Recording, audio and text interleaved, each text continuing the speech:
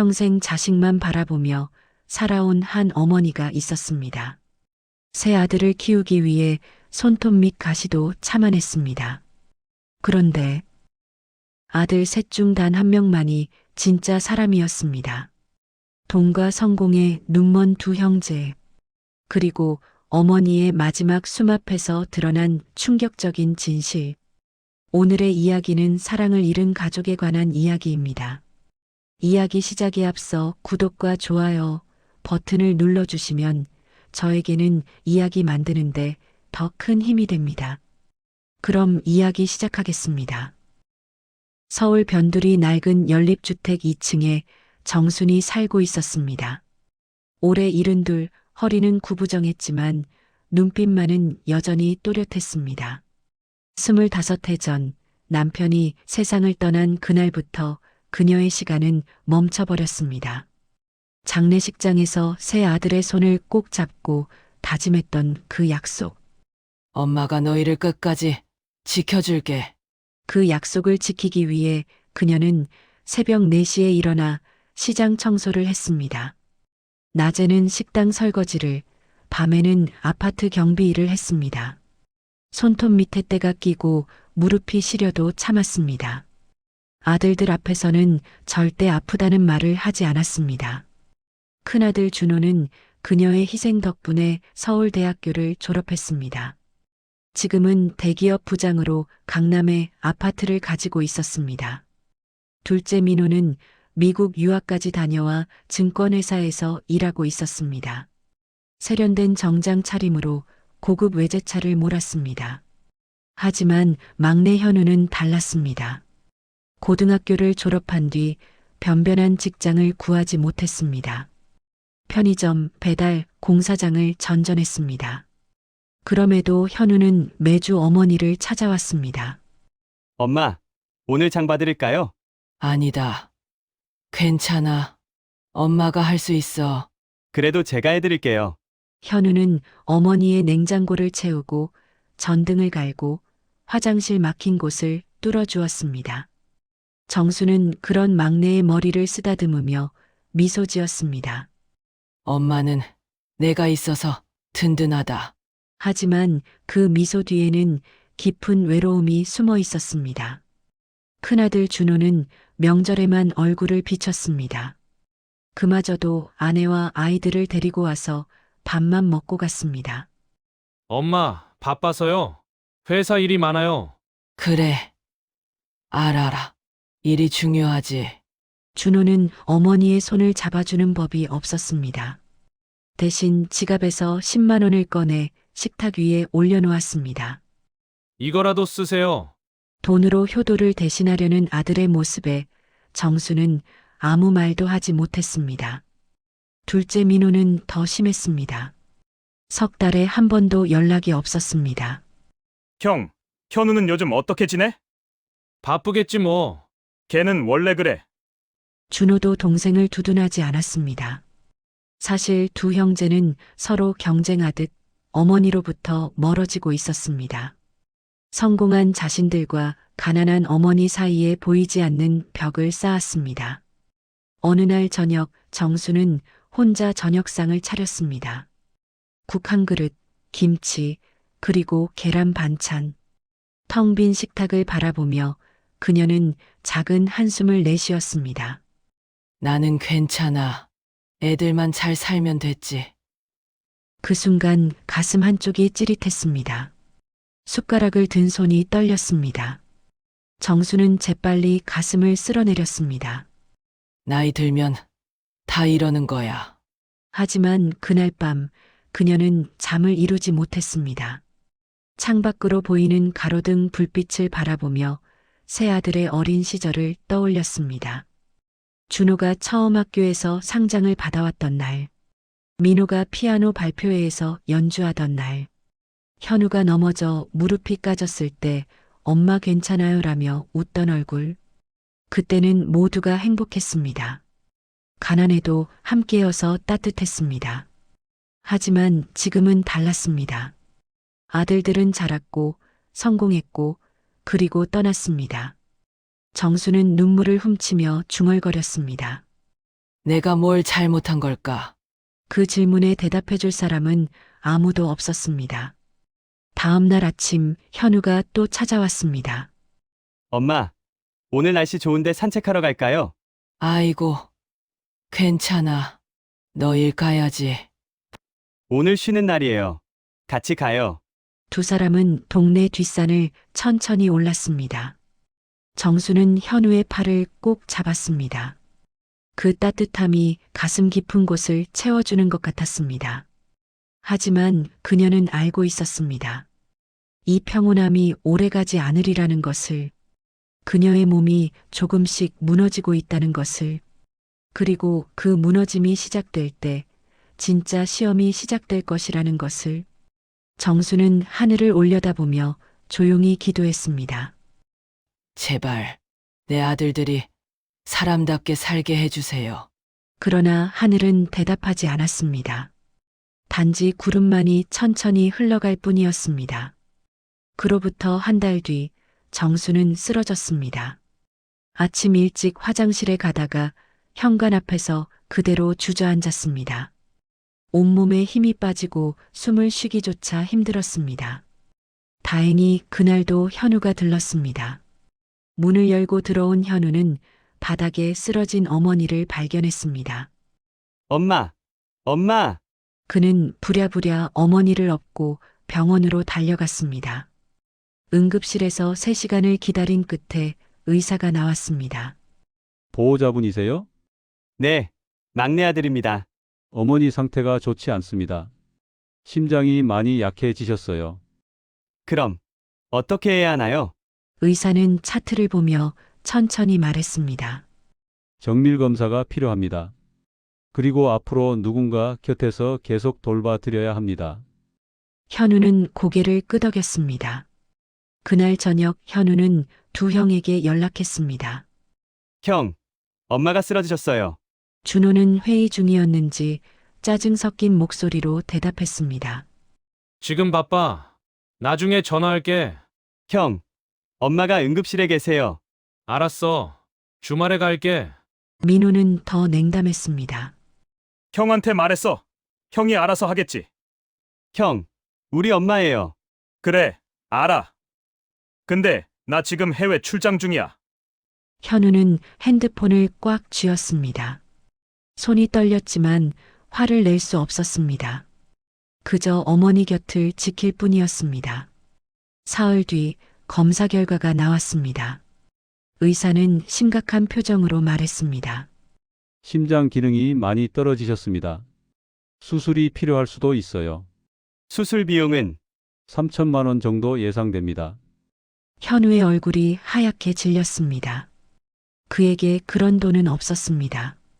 주말이 되어서야 준호가 병원에 나타났습니다. 명품 가방을 든 아내와 함께였습니다. 엄마, 괜찮으세요?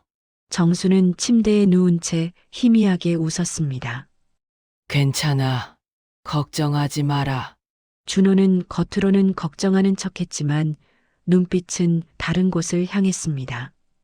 병실을 나온 준호는 현우를 복도로 불렀습니다. 수술 비용 얼마래? 3천만 원이요. 그래? 그럼 우리 셋이 나눠서 내자. 형, 전 지금 1,000만 원도 없어요. 준호는 차갑게 말했습니다. 그럼 넌 100만 원만 내. 나랑 민호가 나머지 낼게. 정말요? 고마워요, 형.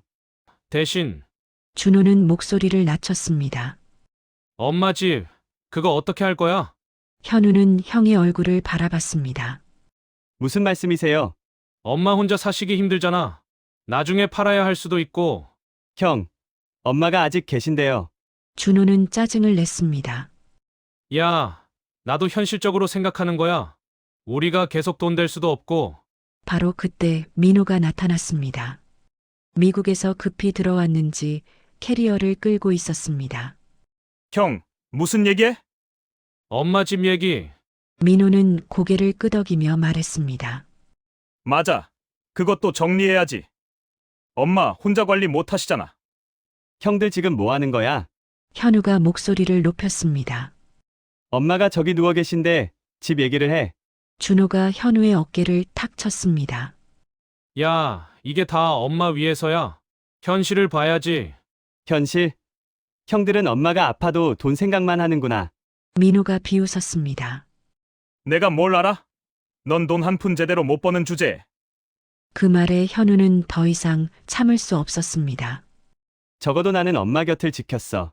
형들은 뭐 했는데? 닥쳐. 준호가 소리쳤습니다. 우리가 돈 버는 게 다 누구 때문인데? 엄마 때문이잖아. 바로 그때 병실 문이 열렸습니다. 정순이 링거주를 끌고 나와 있었습니다. 그녀는 새 아들을 바라봤습니다. 눈에는 눈물이 가득했습니다. 그만, 목소리는 떨렸지만 단호했습니다. 그만 싸워라. 새 형제는 입을 다물었습니다. 정수는 천천히 다시 병실로 들어갔습니다. 침대에 누워 천장을 바라보며 조용히 눈물을 흘렸습니다. 내가 평생 키운 아이들이 저럴 수가. 가슴이 무너져 내리는 것 같았습니다. 심장보다 더 아픈 곳은 마음이었습니다. 복도에 남겨진 세 형제는 어색한 침묵에 빠졌습니다. 준호가 먼저 입을 열었습니다. 나 회사 가봐야 해. 나도 내일 다시 출장 가야 돼. 민호도 자리를 떠났습니다. 현우만이 그 자리에 남았습니다. 그는 주먹을 꽉 쥔 채 눈물을 참았습니다. 밤이 되자 병실은 고요했습니다. 정수는 잠들지 못하고 창밖을 바라봤습니다. 어둠 속에서 반짝이는 불빛들이 아득했습니다. 내가 뭘 잘못한 걸까? 그녀는 자신에게 물었습니다. 아들들에게 너무 많은 것을 주었던 걸까요? 아니면 너무 적게 사랑했던 걸까요? 답은 없었습니다. 단지 가슴속 깊은 곳에서 차가운 바람만 불어올 뿐이었습니다. 현우는 병실 밖 의자에 앉아 밤을 지새웠습니다. 형들은 이미 집으로 돌아갔습니다. 그는 어머니를 지켜야 한다고 생각했습니다. 누군가는 곁에 있어야 한다고 믿었습니다. 새벽 5시 정순이 깼습니다. 병실 문을 살짝 열어보니 현우가 의자에서 졸고 있었습니다. 그녀는 조용히 다가가 아들의 어깨에 담요를 덮어주었습니다. 고맙다. 내 아들. 그 속삭임에 현우는 눈을 떴습니다. 엄마, 왜 나오셨어요? 화장실 가려고. 제가 모셔드릴게요. 현우는 어머니를 부축했습니다. 그 순간 정수는 느꼈습니다. 진짜 아들은 누구인지, 진짜 가족은 무엇인지. 하지만 동시에 알았습니다. 이 평화가 오래가지 않으리라는 것을, 곧 더 큰 시험이 올 것이라는 것을. 그녀는 하늘을 향해 작은 기도를 올렸습니다. 제발, 이 아이만은 지켜주세요. 일주일이 지났지만 정순의 상태는 나아지지 않았습니다. 오히려 숨을 쉴 때마다 가슴이 조여왔습니다. 밤마다 식은땀에 젖어 깨어났습니다. 의사는 추가 검사를 지시했습니다. MRI, 혈액 검사, 심전도까지 모든 검사가 이어졌습니다. 일주일 뒤 의사는 정순과 현우를 따로 불렀습니다. 진료실 문이 닫히자 무거운 침묵이 흘렀습니다. 의사는 차트를 보며 천천히 입을 열었습니다. 어머님, 솔직히 말씀드리겠습니다. 정수는 이미 알고 있다는 듯 고개를 끄덕였습니다. 심장 기능이 심각하게 저하되었습니다. 수술을 해도 의사는 말을 잇지 못했습니다. 시간이 얼마나 남았나요? 정순이 담담하게 물었습니다. 길어야 6달입니다. 현우는 그 자리에서 주저앉을 뻔했습니다. 의사 선생님, 다른 방법은 없나요? 최선을 다하겠지만 연세도 있으시고 심장이 너무 약해지셨습니다. 정수는 조용히 미소 지었습니다. 괜찮습니다. 이만큼 살았으면 됐어요. 엄마, 현우의 목소리가 떨렸습니다. 병실로 돌아온 정수는 창밖을 바라봤습니다. 6달. 그녀에게 남은 시간은 그것뿐이었습니다. 하지만 슬프지 않았습니다. 오히려 마음이 차분해졌습니다. 이제 정리할 때가 왔구나. 그녀는 평생 모아둔 것들을 떠올렸습니다. 변두리 연립주택 한 채, 통장에 남은 2천만 원, 그리고 새 아들에게 물려줄 무언가. 하지만 지난 일주일 동안 본 것들이 그녀의 마음을 바꿨습니다. 준호는 병문안을 핑계로 집 명의 이전 서류를 꺼냈었습니다. 엄마, 미리 정리해두는 게 나아요. 민호는 통장 잔액을 물어봤습니다. 혹시 보험 들어둔 거 있어요? 오직 현우만이 묻지 않았습니다. 그저 곁을 지킬 뿐이었습니다. 밤이 되자 정수는 결심했습니다. 마지막으로 시험을 해봐야겠구나. 누가 진짜 아들인지, 누가 돈이 아닌 사람을 보는지. 그녀는 현우에게 말했습니다. 현우야, 엄마 부탁 하나만 들어줄래? 네, 엄마. 뭐든지요. 집에 가서 서랍장 제일 아래 칸에 있는 상자 좀 가져다 줘. 지금요? 응. 지금. 현우는 병원을 나와 어머니의 집으로 향했습니다. 낡은 연립주택에 불을 켜니 쓸쓸했습니다. 그는 서랍장을 열고 상자를 꺼냈습니다. 먼지가 쌓인 오래된 나무 상자였습니다. 병원으로 돌아온 현우가 상자를 건넸습니다. 정수는 조심스럽게 뚜껑을 열었습니다. 그 안에는 오래된 사진들과 편지들이 있었습니다. 그리고 한 통의 낡은 유언장. 남편이 세상을 떠나기 전에 쓴 것이었습니다. 정수는 그 편지를 꺼내 읽었습니다. 여보, 내가 먼저 가도 슬퍼하지 마오. 새 아들을 잘 키워주시오. 첫째에게는 이성을, 둘째에게는 판단을, 막내에게는 마음을 주었소. 언젠가 당신이 힘들 때 그 마음이 당신을 지켜줄 것이오. 정수는 눈물을 흘렸습니다. 남편의 말이 맞았습니다. 준호에게는 이성이 있었지만 차갑기만 했습니다. 민호에게는 판단력이 있었지만 계산적이었습니다. 오직 현우만이 마음을 가지고 있었습니다. 엄마, 왜 우세요? 아니야. 괜찮아. 정수는 눈물을 닦고 결심했습니다. 새로운 유언장을 써야겠다고. 하지만 그냥 쓰지 않을 것입니다. 마지막으로 아들들에게 기회를 줄 것입니다. 진짜 사랑이 무엇인지 깨달을 기회를. 다음 날 정수는 세 아들을 모두 불렀습니다.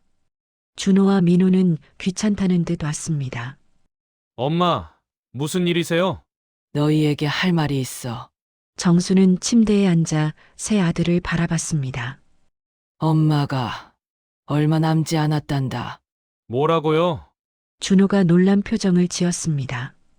의사 선생님이 그러시더구나. 6달. 민호는 얼굴이 굳었습니다.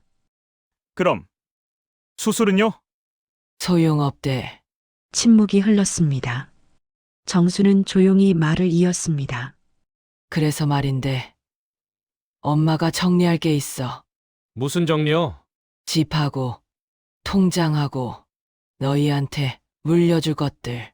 그 순간 준호와 민호의 눈빛이 변했습니다. 현우는 고개를 떨구었습니다. 하지만 엄마는 생각해 볼 시간이 필요해. 무슨 생각이요? 누가 진짜 엄마를 생각하는지. 준호가 화를 냈습니다. 엄마, 무슨 말씀이세요? 우리 다 엄마 생각하죠? 그래. 그럼 앞으로 엄마가 필요한 것들을 부탁할게. 무엇이든 말씀하세요. 민호가 억지로 웃으며 말했습니다. 정수는 알았습니다. 이제부터 진짜 시험이 시작된다는 것을, 아들들의 가면이 벗겨질 것이라는 것을. 그날 밤 정수는 혼자 종이를 꺼냈습니다. 떨리는 손으로 글씨를 썼습니다. 유언장. 나 정수는 정신이 온전할 때 이 글을 쓴다. 내 모든 재산은 진심으로 나를 사랑하는 자식에게 남긴다. 그녀는 펜을 놓고 깊은 한숨을 쉬었습니다. 창밖으로 달이 떠올랐습니다. 차갑고 외로운 달빛이 병실을 비쳤습니다. 정수는 눈을 감았습니다. 이제 시작이구나. 마지막 시험이. 그녀의 가슴은 아팠지만 마음은 단단했습니다. 정순이 태어난 날 현우는 중대한 결정을 내렸습니다. 편의점 야간 알바를 그만두기로 한 것입니다. 어머니를 제대로 돌보려면 곁에 있어야 했습니다. 사장님, 죄송하지만 그만둬야 할 것 같아요. 갑자기 왜? 다음 달부터 시급 올려줄 거였는데. 엄마가 많이 아프셔서요. 사장은 고개를 끄덕이며 이해했습니다. 그래, 어쩔 수 없지. 효자네. 현우는 그날로 어머니 집으로 짐을 옮겼습니다. 자신의 작은 원룸을 정리하고 어머니 곁으로 갔습니다. 정수는 아들이 짐을 들고 오는 모습을 보고 놀랐습니다. 현우야, 이게 무슨 짓이니? 엄마 혼자 두면 안 되잖아요. 너 일은 어쩌고? 괜찮아요. 다른 거 구하면 돼요. 정수는 눈물이 났지만 참았습니다. 미안하구나. 엄마 때문에. 무슨 말씀이세요? 당연한 거예요. 현우는 작은 방에 짐을 풀었습니다. 그리고 매일 아침 어머니를 위해 식사를 준비했습니다. 약 시간에 맞춰 챙겨드리고 병원 진료도 함께 갔습니다. 일주일 뒤 준호가 집에 들렀습니다. 거실에서 현우가 어머니 발을 주무르고 있는 모습을 봤습니다. 현우, 넌 일은 안 해? 지금은 엄마가 더 중요하니까요. 준호는 비웃듯 말했습니다. 일도 안 하고 엄마한테 빌부터 사는 거야? 형, 무슨 말이에요? 사실이잖아. 너 돈 한 푼 안 벌고 여기 얹혀 사는 거지. 현우는 주먹을 꽉 쥐었지만 참았습니다. 정순이 끼어들었습니다. 준호야, 그런 말 하지 마라.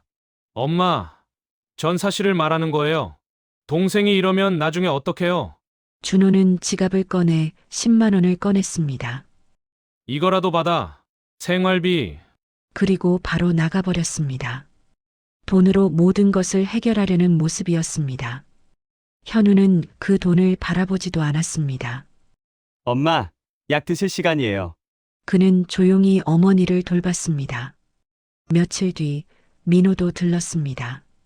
현우가 어머니 방을 청소하고 있었습니다. 야, 너 진짜 일 안 구해? 구하고 있어요. 거짓말. 너 그냥 여기서 놀 생각이지?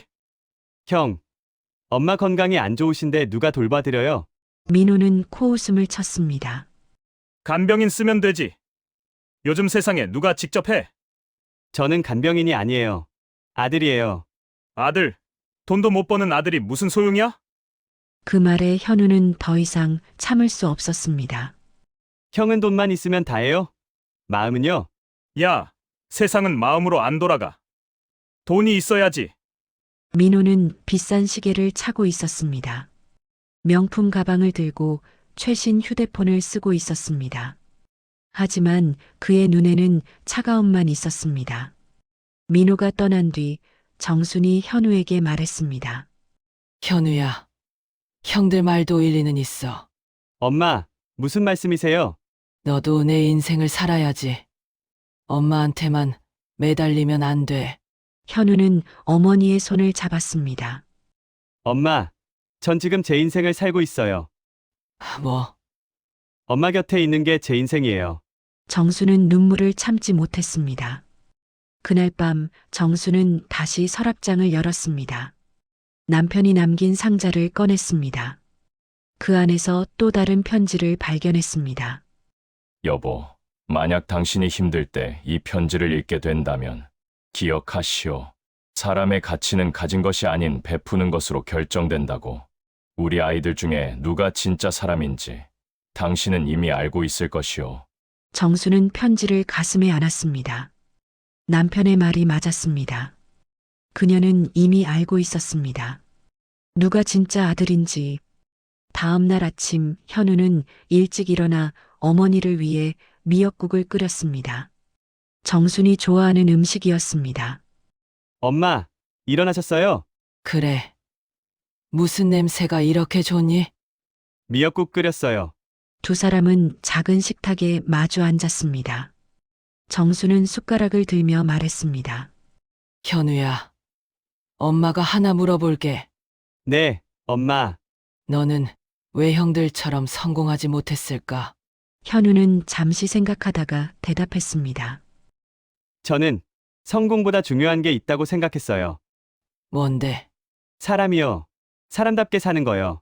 정수는 숟가락을 내려놓았습니다. 가슴이 뭉클했습니다.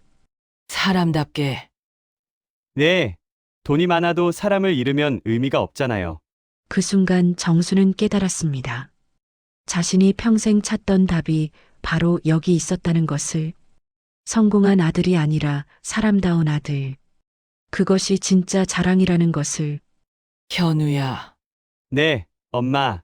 고맙다. 내가 엄마 아들이어서. 현우는 어머니의 손을 꼭 잡았습니다. 두 사람의 눈에는 눈물이 고였습니다. 하지만 그것은 슬픔의 눈물이 아니었습니다. 서로를 이해하는 따뜻함의 눈물이었습니다.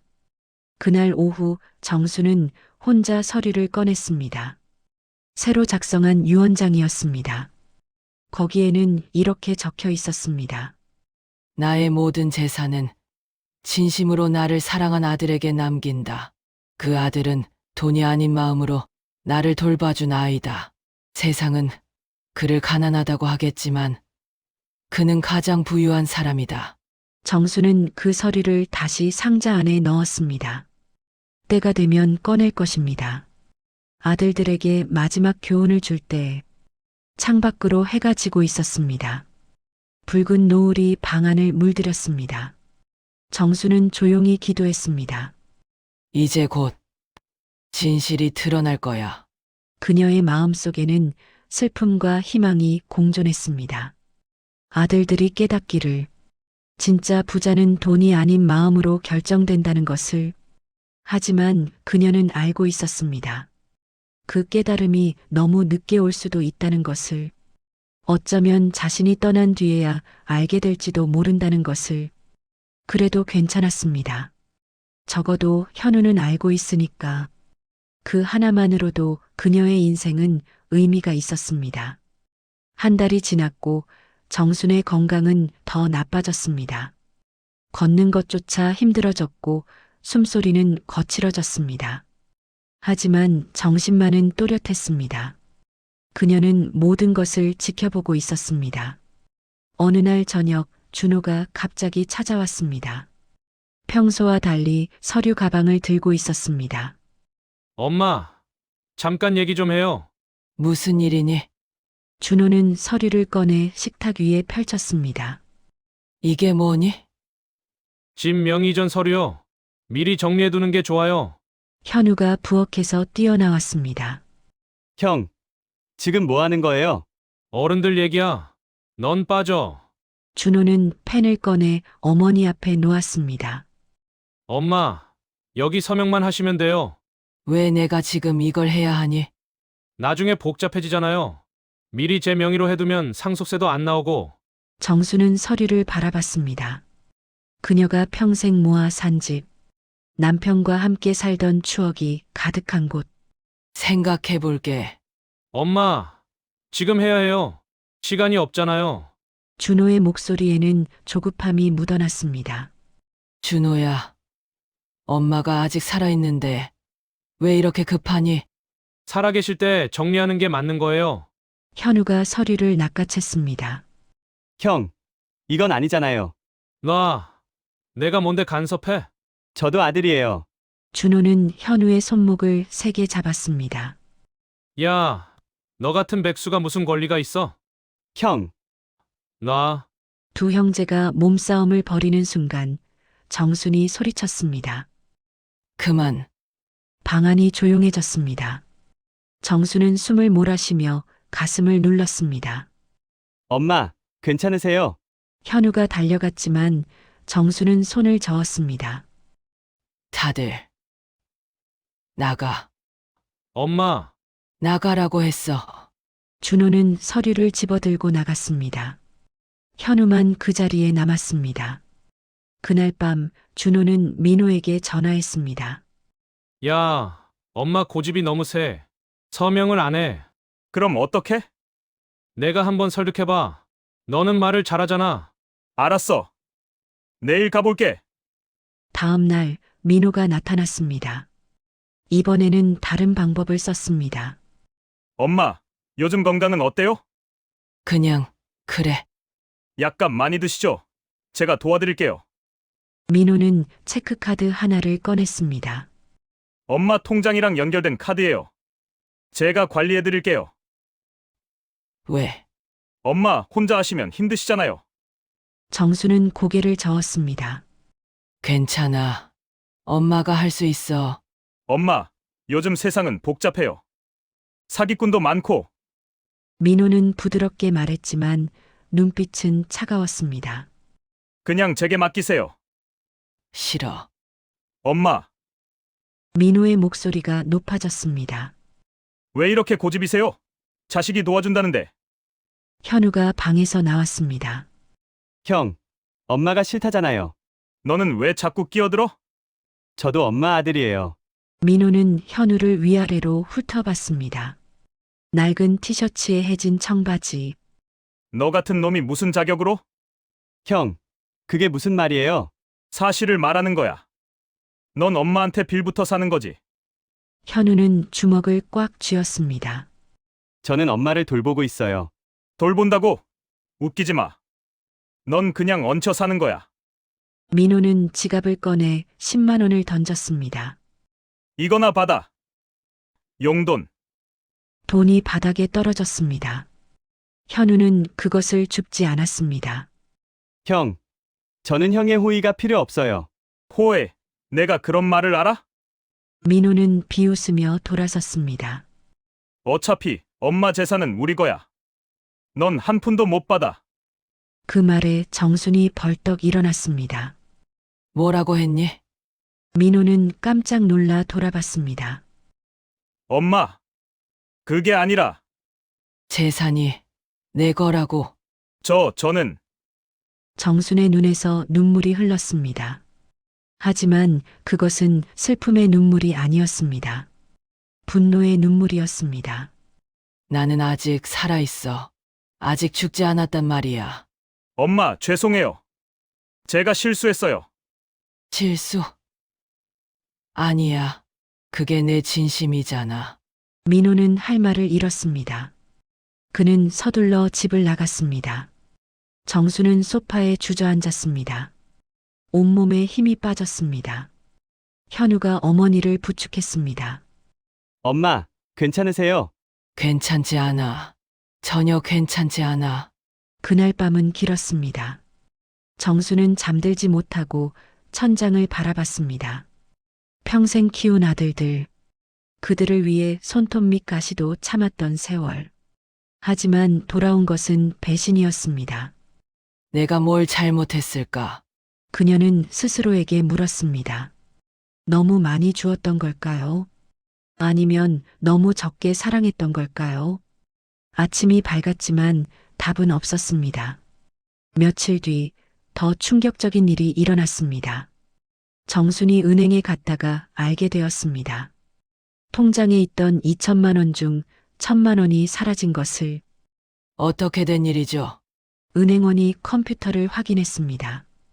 일주일 전에 인터넷 뱅킹으로 이체되었네요. 제가 이체한 게 아닌데요? 고객님 명의로 된 거래입니다.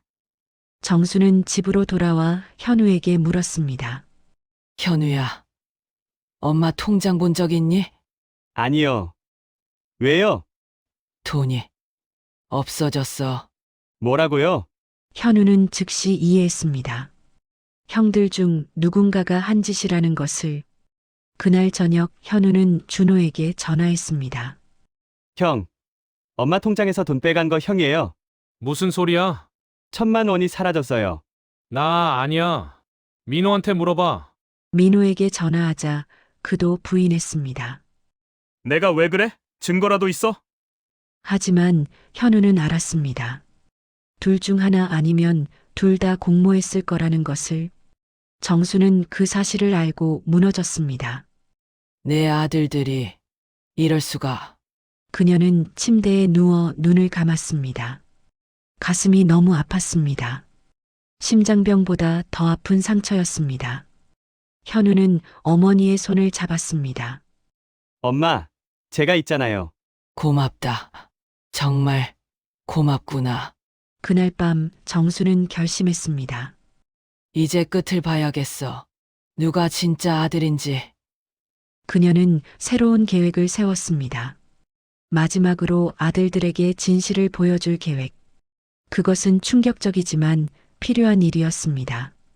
창밖으로 비가 내리기 시작했습니다. 차가운 빗소리가 유리창을 두드렸습니다. 정수는 그 소리를 들으며 눈을 감았습니다. 곧 모든 게 끝날 거야. 그녀의 마음속에는 슬픔과 분노가 공존했습니다. 하지만 동시에 평화도 있었습니다. 진실을 밝힐 준비가 되었다는 평화. 폭풍 전의 고요함처럼 한 달이 더 흘렀고 정순의 시간은 얼마 남지 않았습니다. 이제 침대에서 일어나는 것조차 힘들었습니다. 호흡기를 달고 산소통 옆에서 하루를 보냈습니다.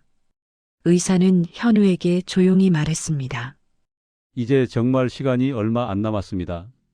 현우는 고개를 떨구었습니다. 눈물을 참으려 했지만 주체할 수 없었습니다. 어느 날 저녁 정순이 현우를 불렀습니다. 현우야, 형들한테 연락해. 지금요? 응, 마지막으로 할 말이 있어. 현우는 떨리는 손으로 전화를 걸었습니다. 준호와 민호에게 어머니가 급하게 부르신다고 전했습니다. 1시간 뒤 세 형제가 모두 모였습니다. 정수는 침대에 반쯤 앉아 있었습니다. 창백한 얼굴이었지만 눈빛만은 또렷했습니다. 다들 왔구나. 엄마, 무슨 일이세요? 준호가 걱정스럽게 물었습니다. 하지만 그의 눈은 방 안을 훑고 있었습니다. 무언가를 찾는 듯한 눈빛이었습니다. 민호도 마찬가지였습니다. 엄마, 몸은 좀 어때요? 말은 그렇게 했지만 진심은 느껴지지 않았습니다. 정수는 새 아들을 천천히 바라봤습니다. 그리고 조용히 입을 열었습니다. 너희에게 할 말이 있어. 무슨 말씀인데요? 이 집 말이야. 그 순간 준호와 민호의 눈빛이 반짝였습니다. 집이요? 응, 이 집. 이미 팔았어. 침묵이 흘렀습니다. 세 형제는 모두 얼어붙었습니다. 준호가 먼저 입을 열었습니다. 뭐라고요? 집을 팔았단다. 언제요? 왜요?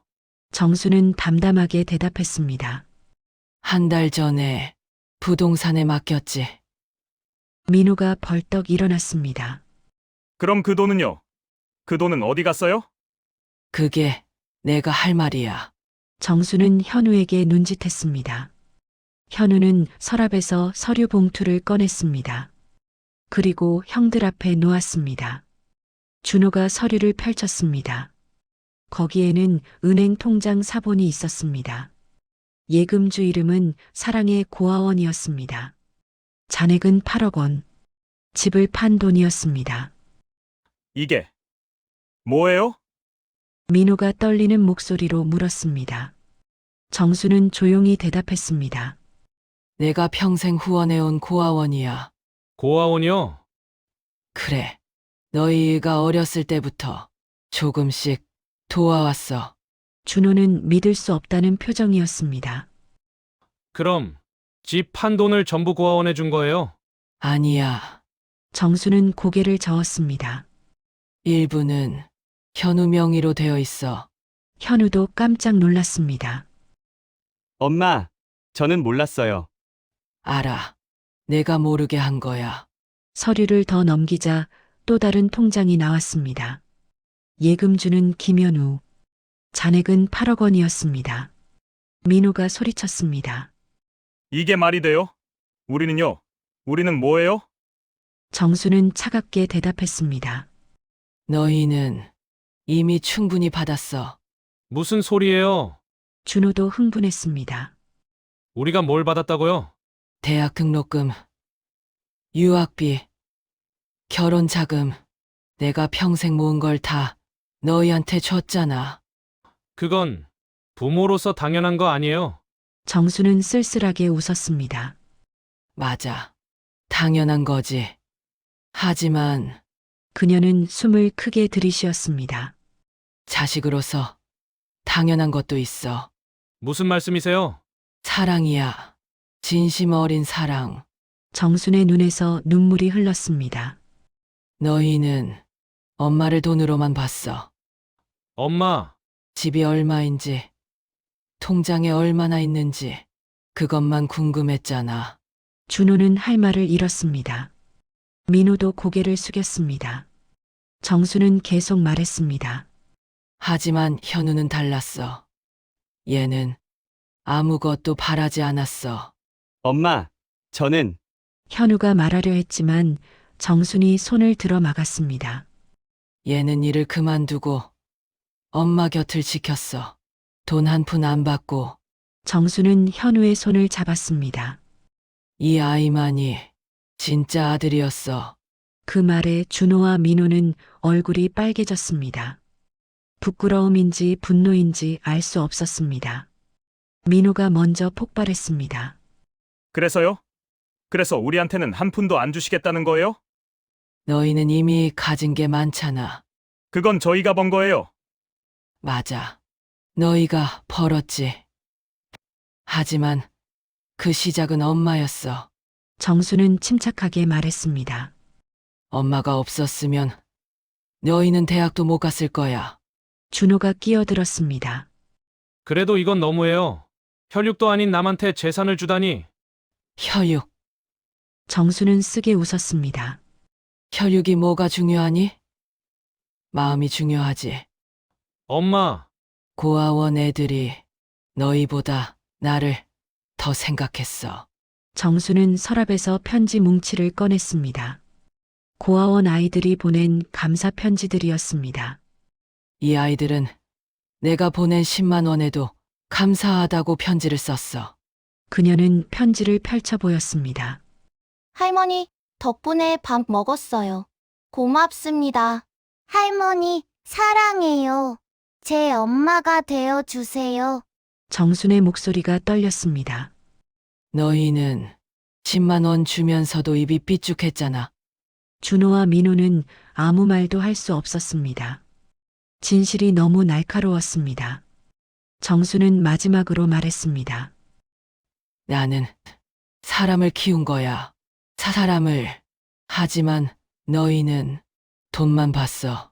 그녀는 기운이 빠진 듯 침대에 쓰러졌습니다.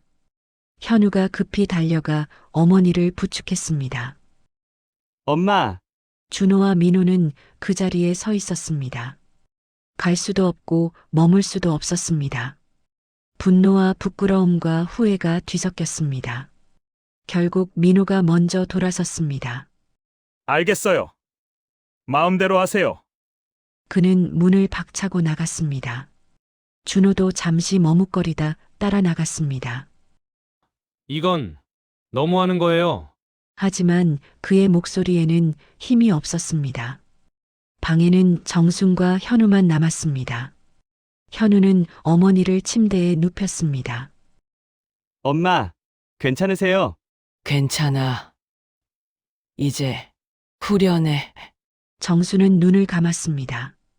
평생의 짐을 내려놓은 것 같았습니다. 엄마, 저는 그 돈 필요 없어요. 받아라. 내 거야.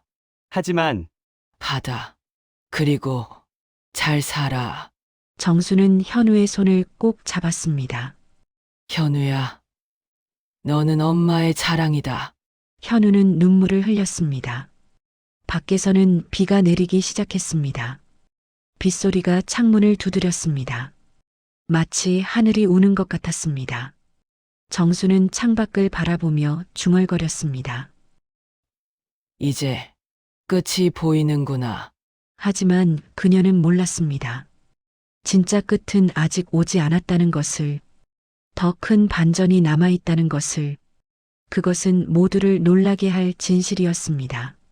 정수는 그날 밤을 넘기지 못했습니다.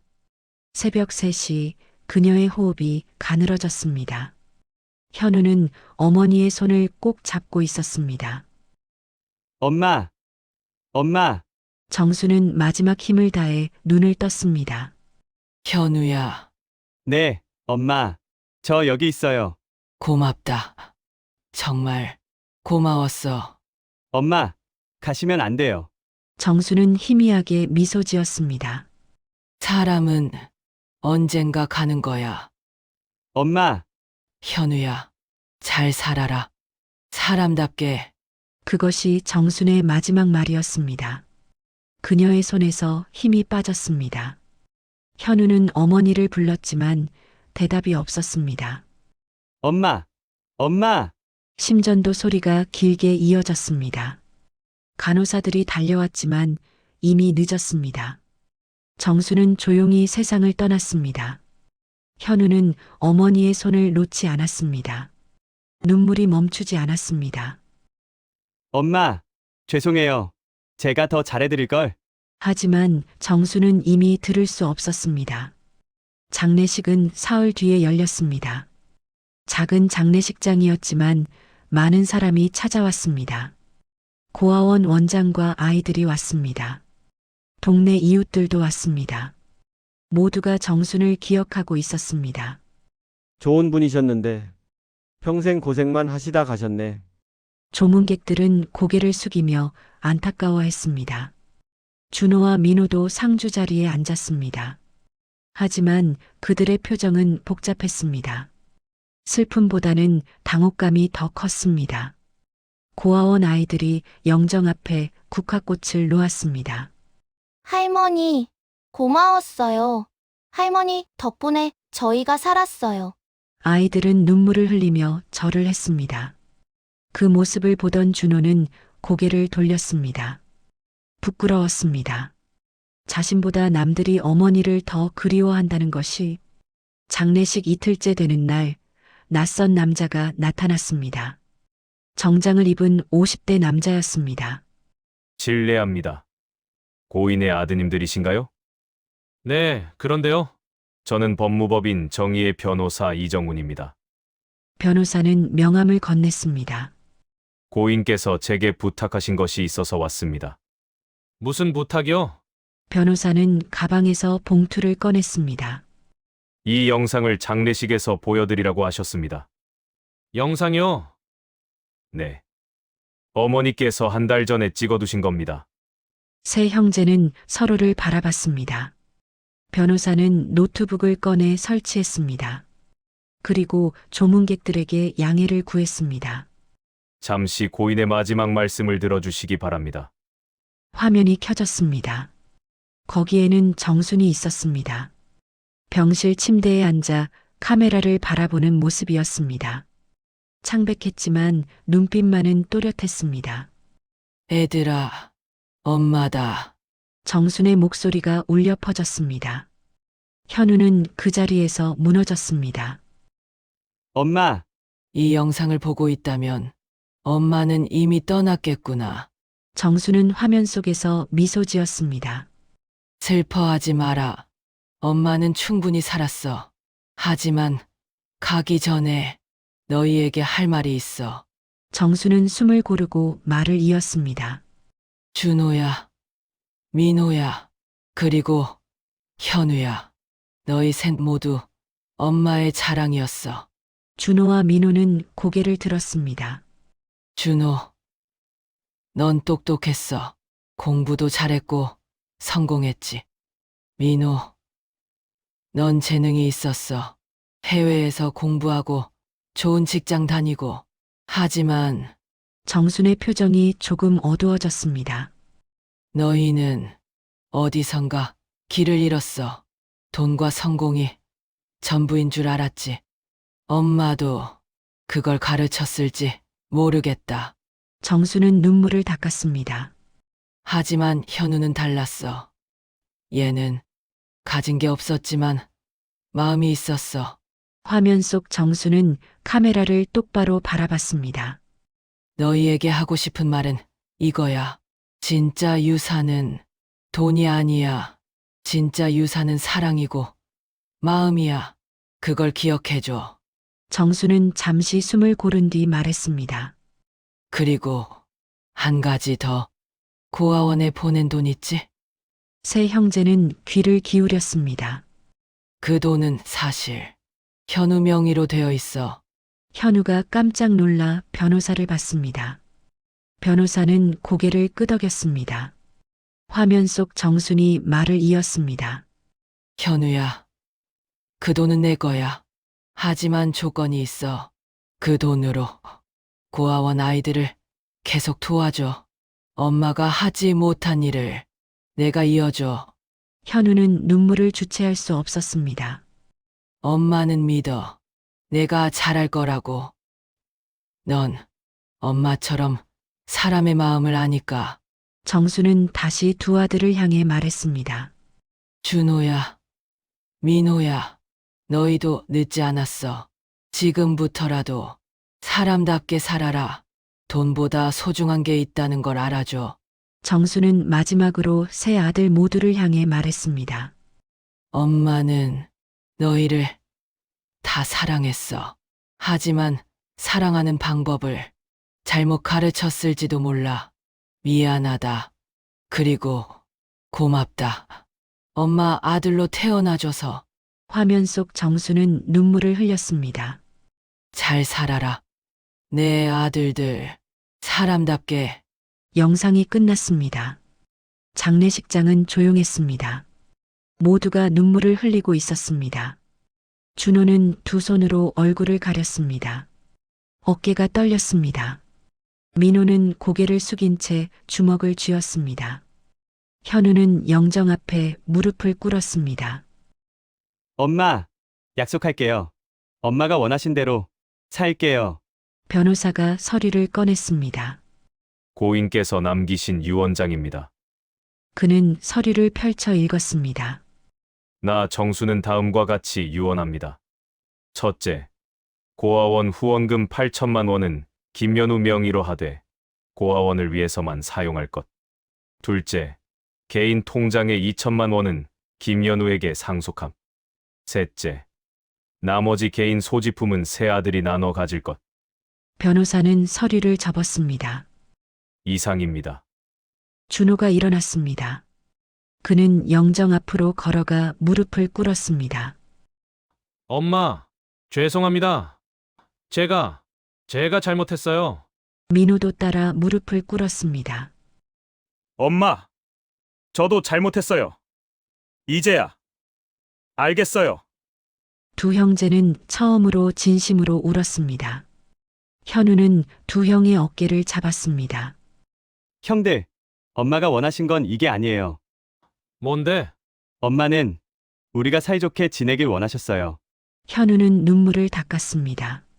돈은 중요하지 않아요. 우리가 형제라는 게 중요해요. 준호가 현우를 안았습니다. 미안해, 동생. 형, 민호도 두 사람을 안았습니다. 세 형제는 영정 앞에서 처음으로 진심을 나눴습니다. 고아원 아이들이 다가왔습니다. 아저씨들, 할머니가 항상 말씀하셨어요. 가족은 피가 아니라 마음으로 이어진다고. 그 말에 세 형제는 또다시 눈물을 흘렸습니다. 정순이 남긴 진짜 유산은 돈이 아니었습니다. 그것은 깨달음이었습니다. 사람이 무엇으로 사는지, 진짜 부자는 누구인지, 가족이 무엇인지. 밤이 깊어갔지만 장례식장의 불은 꺼지지 않았습니다. 세 형제는 밤새 어머니의 이야기를 나눴습니다. 처음으로 마음을 열고 대화했습니다. 준호가 말했습니다. 우리 엄마가 원하신 대로 살자. 어떻게요? 사람답게 서로 돕고 살자. 민호도 고개를 끄덕였습니다. 맞아. 이제 우리가 할 차례야.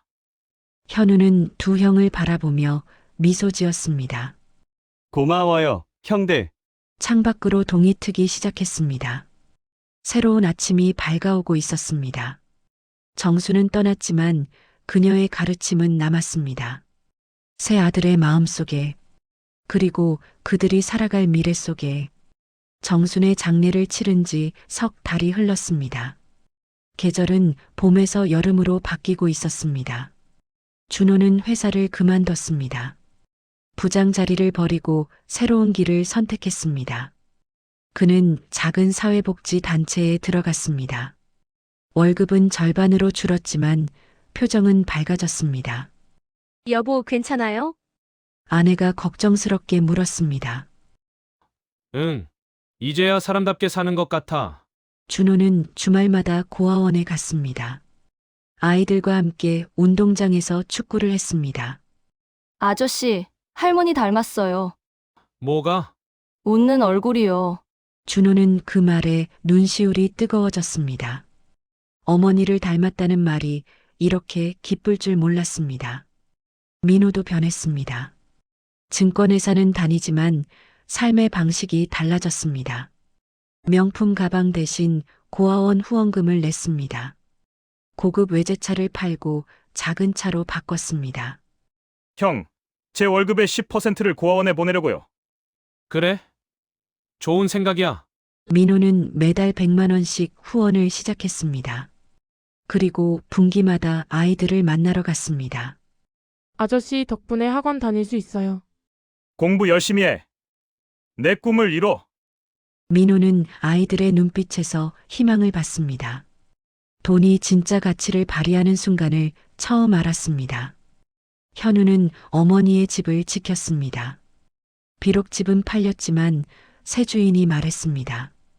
고인께서 조건을 다셨어요. 아드님이 원하면 계속 사셔도 된다고. 정말요? 네. 월세만 내시면 됩니다. 아주 저렴하게 책정되어 있어요. 현우는 그 집에서 작은 카페를 열었습니다. 정순의 집이라는 이름을 붙였습니다. 벽에는 어머니의 사진이 걸려 있었습니다. 동네 어르신들이 자주 찾아왔습니다. 아이고, 여기 커피 참 따뜻하네. 어머니가 좋아하셨던 맛이에요. 현우는 고아원 아이들도 초대했습니다. 일주일에 한 번 아이들이 와서 공부했습니다. 과자와 음료수는 무료였습니다. 아저씨, 감사합니다. 괜찮아. 할머니가 원하신 일이야. 카페는 크게 벌지는 못했지만 따뜻했습니다. 사람들이 모여 웃고 이야기를 나눴습니다. 그것이 어머니가 원했던 모습이었습니다. 어느 주말 세 형제가 모였습니다. 고아원에서 작은 행사가 있었습니다. 정순을 기리는 추모식이었습니다. 원장이 앞에 나와 말했습니다. 고 정순 할머니는 10년 동안 우리를 도와주셨습니다. 크지 않은 금액이었지만 마음은 컸습니다. 그 마음을 기리기 위해 오늘 이 자리를 마련했습니다. 아이들이 준비한 공연이 시작되었습니다. 노래와 춤, 그리고 감사의 편지 낭독. 할머니 덕분에 저는 꿈을 가질 수 있었어요. 할머니처럼 저도 남을 돕는 사람이 되고 싶어요. 세 형제는 나란히 앉아 그 모습을 지켜봤습니다. 준호가 조용히 말했습니다. 엄마, 보고 계시죠? 우리 이렇게 살고 있어요. 민호도 고개를 끄덕였습니다. 엄마가 원하신 대로. 사람답게요. 현우는 눈물을 닦았습니다. 형들, 고마워요. 왜? 변해줘서, 엄마 말씀을 기억해줘서. 준호가 현우의 어깨를 두드렸습니다. 우리가 고마워. 내가 있어서. 내가 없었으면 우리는 평생 깨닫지 못했을 거야. 세 형제는 서로를 안았습니다. 과거의 갈등은 사라졌습니다. 이제는 진짜 형제가 되었습니다. 공연이 끝나고 아이들이 다가왔습니다. 아저씨들, 할머니 사진 봐요. 아이들이 그린 정순의 초상화였습니다. 웃고 있는 모습이었습니다. 따뜻하고 자애로운 미소. 엄마, 세 형제는 또다시 눈물을 흘렸습니다. 하지만 이번에는 슬픔의 눈물이 아니었습니다. 감사의 눈물이었습니다. 해가 지고 저녁이 찾아왔습니다. 세 형제는 어머니의 묘소로 향했습니다. 작은 산 중턱에 있는 조용한 곳이었습니다. 묘비에는 이렇게 적혀 있었습니다. 사랑은 남는 게 아니라 이어지는 것이다. 준호가 국화꽃을 놓았습니다. 엄마, 저 변했어요. 이제 사람을 봐요. 민호가 절을 했습니다. 엄마, 저도 배우고 있어요. 진짜 부자가 뭔지. 현우가 무릎을 꿇었습니다. 엄마, 약속 지키고 있어요. 엄마처럼 살고 있어요. 바람이 불어왔습니다. 마치 정순이 대답하는 것 같았습니다. 잘했다. 내 아들들. 세 형제는 한참을 그 자리에 있었습니다. 말없이 어머니를 그리워했습니다. 그리고 다짐했습니다. 앞으로도 이렇게 살겠다고 사람답게 마음을 나누며 돌아가는 길 준호가 말했습니다. 우리 매달 한 번씩 모이자. 뭐 하게요? 밥도 먹고 얘기도 하고 형제니까. 민호가 웃었습니다. 좋아. 그렇게 하자. 현우도 고개를 끄덕였습니다. 형들, 사랑해요. 세 형제는 어깨동무를 하며 걸었습니다. 저녁 노을이 그들을 비췄습니다. 따뜻하고 아름다운 빛이었습니다. 정수는 떠났지만 그녀의 사랑은 남았습니다. 세 아들의 마음 속에, 고아원 아이들의 희망 속에, 그리고 이 세상 어딘가에서 사람답게 살아가는 모든 이들의 마음 속에 사랑은 정말 남는 게 아니라 이어지는 것이었습니다. 그것이 정순이 남긴 진짜 유산이었습니다. 하늘에서 정수는 미소 지으며 아들들을 지켜봤을 것입니다. 잘했다. 내 아들들. 이제 너희는 진짜 부자다. 계절은 흘러가고 또 다른 봄이 올 것입니다. 하지만 정순의 이야기는 영원히 기억될 것입니다. 사람의 가치는 가진 것이 아니라 나눈 것으로 결정된다는 진리와 함께 오늘 이야기는 여기까지입니다. 오늘 이야기가 마음에 와닿으셨다면 주변 분들이 함께 듣고 보실 수 있도록 공유해 주세요. 채널 구독과 좋아요를 눌러주시면 이야기 만드는데 큰 힘이 됩니다. 듣고 싶은 이야기나 사연 에피소드 주제를 댓글창에 남겨주시면 관련 내용을 각색해서 만들어 드리겠습니다. 오늘 하루도 수고 많으셨습니다. 건강하시고 행복하세요. 감사합니다.